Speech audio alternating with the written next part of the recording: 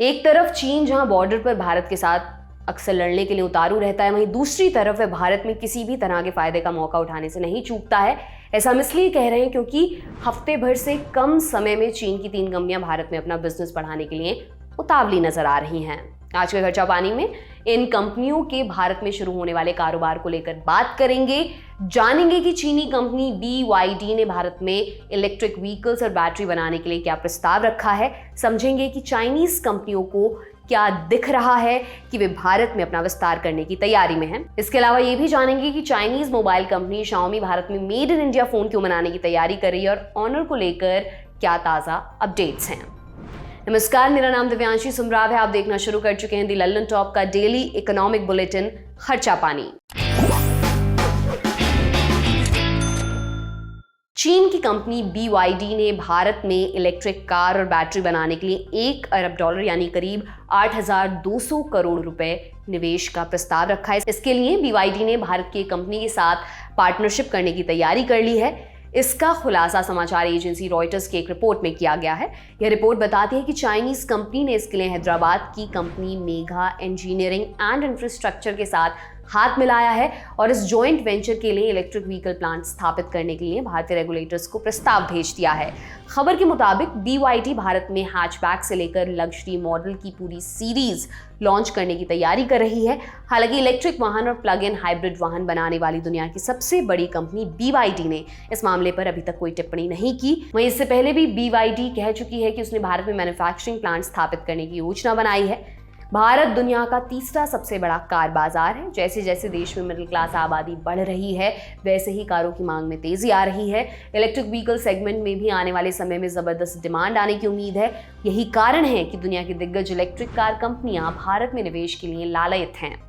हाल में खबर सामने आई थी कि एलॉन मस्क की टेस्ला भी भारत में आने को बेताब है। टाइम्स ऑफ इंडिया की रिपोर्ट के मुताबिक टेस्ला भारत में फैक्ट्री लगाने की तैयारी में है और कंपनी की भारत में हर साल 5 लाख इलेक्ट्रिक व्हीकल्स बनाने की योजना है।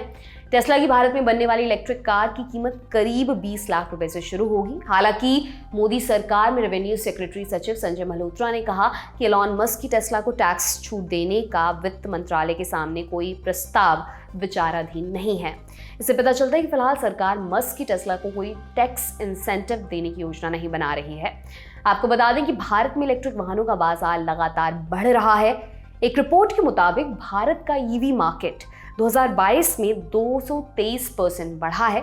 फिलहाल टाटा मोटर्स अपने 2 इलेक्ट्रिक कार मॉडल्स के दम पर ईवी मार्केट में पहले नंबर पर है। इसके अलावा सिट्रोन और महिंद्रा की इलेक्ट्रिक कारें भी धीरे धीरे मार्केट में अपनी जगह बना रही हैं। MG मोटर इंडिया अपनी ZS EV के बाद दूसरी electric car comet EV launch करने की तैयारी में है।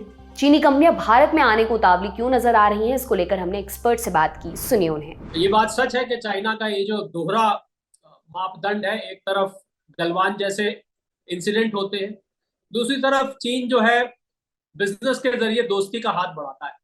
पर इसके पीछे दोहरा मापदंड मैं समझता हूँ, इसके पीछे कुछ चीन की मजबूरियां भी हैं। मजबूरियां क्या है, अगर आप वो समझेंगे तो आपको पता लग जाएगा कि चीन का ये रवैया किस वजह से। पहला, चीन की तरफ से दुनिया ने कोविड के बाद से दुनिया ने कुछ हद तक मुंह फेर लिया है। उसके मुंह फेरने के लगा से मैं बहुत सारे ऐसे देशों को जानता हूं। मैं देशों के नाम गिनवाऊं तो शायद बहुत समय लग जाए। मैं सिर्फ अमेरिका का नाम लेता हूं, जो दुनिया का सबसे बड़ी अर्थव्यवस्था है।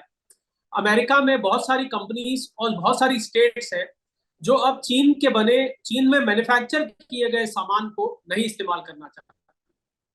पहली बात। दूसरी बात, अगर हम BYD की बात करें, हम जानते हैं चाइना की इलेक्ट्रिक व्हीकल में बहुत बड़ा नाम है, पर जो चाइना की मार्केट है वो अब सैचुरेट हो चुकी है। और अगर इस कंपनी को बाहर कोई बड़ी मार्केट ढूंढनी है तो कोविड के बाद से, जैसा कि मैंने बताया, बहुत सारे देश अब चीन से डील नहीं करना चाहते। अब इसके बाद भारत की इतनी बड़ी 142 करोड़ की जनसंख्या, जिसमें से करीब 45 से 50 करोड़ मिडिल क्लास पॉपुलेशन। सरकार ने भारत के साथ भूमि सीमा साझा करने वाले देशों से विदेशी निवेश के लिए इसकी पूर्व स्वीकृति लेना अनिवार्य कर रखा है। जिन देशों के ऊपर ये लागू होता है वो चीन, बांग्लादेश, पाकिस्तान, भूटान, नेपाल, म्यांमार और अफगानिस्तान है। इन देशों के FDI प्रस्तावों को भारत में किसी भी क्षेत्र में निवेश के लिए सरकार की मंजूरी लेना जरूरी है।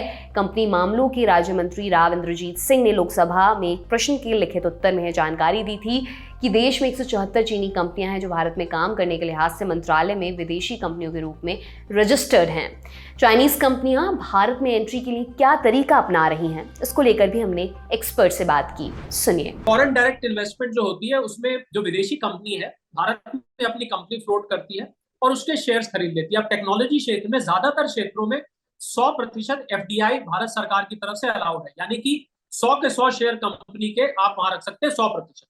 अब एफडीआई की अप्रूवल चीनी कंपनियों को भारत सरकार ने ऑटोमेटिक रूट में मना कर दिया हुआ है, यानी कि चाइना की कंपनी को भारत सरकार से पहले इजाजत लेनी पड़ेगी, फिर वो अपना यहाँ पर प्रोजेक्ट लगा सकते हैं। तो इस चीज को भी बाईपास करने के लिए ये चीनी कंपनियों में मैं बात कर रहा हूँ, शाओमी की, मैं BYD की, मैं ऑनर की, मैं इन सब की बात कर रहा हूँ, और भी कई कंपनियां हैं। इन कंपनियों ने अब भारतीय पार्टनर ढूंढने शुरू किए हैं। अब ये अपनी कंपनी पूरी नहीं बनाते, ये भारत के किसी पार्टनर को लेके उसके साथ कंपनी बनाते हैं, उसके बाद या तो उसमें कुछ परसेंटेज ले लेते हैं या टेक्नोलॉजी के माध्यम से उसके साथ एक टाई अप कर लेते हैं। तो इससे ये लोग जो एफडीआई का प्रोविजन जो चीनी कंपनियों पे बैन लगा हुआ था एक तरह से, उसको ये बाईपास करके और यहाँ पर अपने ब्रांड को ला पाते हैं। भारतीय स्मार्टफोन मार्केट में बड़ा दखल रखने वाली कंपनी शाओमी अब मेड इन इंडिया स्मार्टफोन को पश्चिमी एशिया के देशों में निर्यात करने की तैयारी में है। कंपनी सितंबर तिमाही के आखिरी में ऐसा करने की तैयारी कर रही है। इसके लिए कंपनी ने कॉन्ट्रैक्ट मैन्युफैक्चरर डिक्सन टेक और दूसरी कंपनियों के साथ स्थानीय स्तर पर फोन बनाने के लिए बातचीत भी की है। इसका खुलासा एक मीडिया रिपोर्ट से हुआ। बिजनेस स्टैंडर्ड की एक रिपोर्ट के मुताबिक शाओमी की योजना अपने हैंडसेट में भारत में बने पार्ट्स का इस्तेमाल दोगुना कर 70% तक ले जाने की है। सिर्फ इतना ही नहीं, कंपनी अपनी मार्केटिंग स्ट्रैटेजी में भी बदलाव कर रही है। कंपनी अब ऑनलाइन की जगह मोबाइल स्टोर यानी ऑफलाइन के जरिए बिक्री बढ़ाने पर जोर दे रही है। रिपोर्ट के मुताबिक चीन की मोबाइल कंपनियों को भारत सरकार की ministry of electronic and information अपने उत्पाद भारत में बनाकर एक्सपोर्ट करने के लिए कहती रही है। मिनिस्ट्री ने चीन की कंपनियों के साथ कई बैठकों में जोर देकर कहा है कि वे प्रोडक्शन लिंक्ड इंसेंटिव के तहत आने वाली यहाँ की इलेक्ट्रॉनिक मैन्युफैक्चरिंग सर्विस कंपनियों के साथ साझेदारी करें और जो प्रोडक्ट्स तैयार हैं उन्हें एक्सपोर्ट करें। मिनिस्ट्री ने इन बैठकों में चाइनीज कंपनियों को भारत में अपना प्रोडक्शन बढ़ाने के लिए कहा है। इसी तरह एक और चीनी कंपनी ऑनर भी भारत में फिर से एंट्री करने की तैयारी में है। रियलमी का साथ छोड़ चुके माधव सेठ को लेकर नई खबर ये आई है कि वे जल्द ही इस कंपनी के साथ जुड़ सकते हैं। ट्विटर पर गैजेट्स को लेकर नई नई जानकारियां देने वाले टिप्सटर मुकुल शर्मा ने एक स्क्रीनशॉट ट्वीट किया। इसमें संकेत दिया गया था कि सेठ चाइनीज कंपनी ऑनर ज्वाइन कर सकते हैं। हालांकि अब तक माधव या फिर ऑनर ने इस मामले पर कोई आधिकारिक टिप्पणी नहीं की, लेकिन हाल ही में माधव सेठ द्वारा अपडेट की गई ट्विटर प्रोफाइल कुछ हद तक इसी ओर इशारा कर रही है।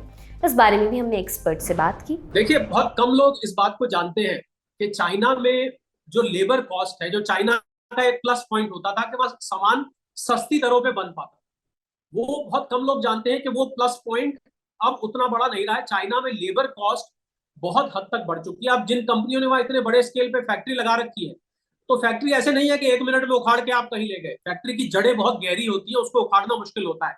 तो अब जो नए प्रोजेक्ट्स आ रहे हैं वो दूसरी मार्केट्स की तरफ देख रहे हैं, और भारत में लेबर कॉस्ट अभी भी दुनिया भर के मुकाबले बहुत इकोनॉमिकल है।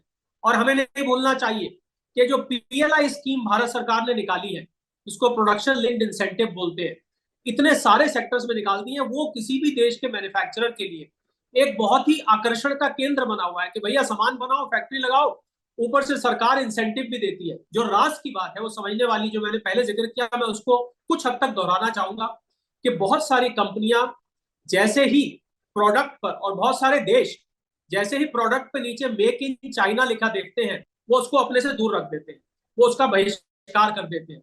और अगर भले ही शाओमी हो या BYD हो या ऑनर हो, अगर ये भारत में सामान बनाएंगे तो इस पे मेक इन इंडिया लिखा होगा, भले ही ब्रांड नेम चाइना का होगा, तो जैसे ही मेक इन इंडिया लिखा होगा, इसकी स्वीकार्यता उन देशों में बहुत बढ़ जाने वाली है। पर इसमें हमें कुछ चीजों पर सतर्क रहने की जरूरत है कि ये सब टेक्नोलॉजी से जुड़े क्षेत्र हैं, इनमें स्पाई करने का, यानी कि भारत में मैन्युफैक्चर करने का ये नहीं है वो सीक्रेटली आप एक स्पाइंग का तरीका ढूंढ रहे हो कि भारत के गतिविधियों पर नजर रखी जा सके। एक हमें इस पे ध्यान रखना पड़ेगा। एक पीछे चाइनीज कंपनी ने जो फ्रॉड किए थे, कभी टैक्स की चोरी, कभी कस्टम ड्यूटी की चोरी, उन सब पर भारत सरकार को नजर रखनी पड़ेगी। ये था आज का खर्चा पानी बुलेटिन, आपके लिए लिखा था हमारे साथी प्रदीप यादव ने। आप अपनी राय यहाँ कमेंट बॉक्स में जरूर दें। अगले एपिसोड तक अपना खूब ख्याल रखें। बहुत बहुत शुक्रिया।